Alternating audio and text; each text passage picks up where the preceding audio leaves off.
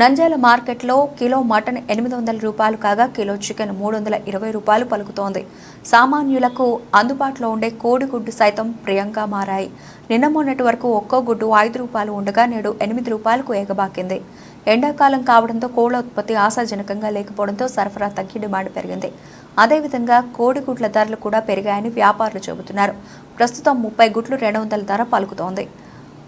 హోల్సేల్గా ఒక కోడిగుడ్డు 6.50 రూపాయలు కాగా రీటైల్ ధర 8 రూపాయలు ఉంది. కోడిగుడ్డు ధరలు కూడా అందుబాటులో లేకపోవడంతో సామాన్యులు అల్లాడుతున్నారు.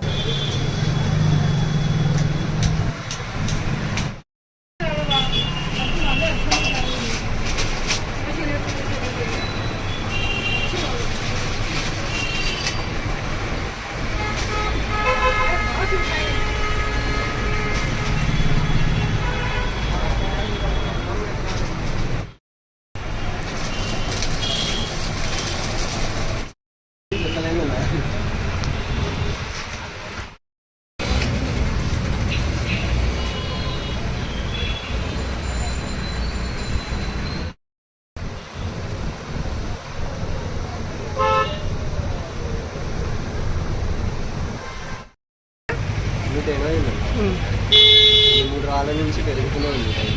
రేట్ స్టడీ ఉంది, 180 ఉంది. చెప్పలేము పెరుగుతాడు తగ్గుతాడు. రేట్ అయితే పెరిగిన హైయెస్ట్ రేట్ పెరిగింది. మామూలుగా ఎండాకాలంలో ఎప్పుడు పెరగదు, ఇప్పుడే ఈ మధ్యలో పెరిగింది.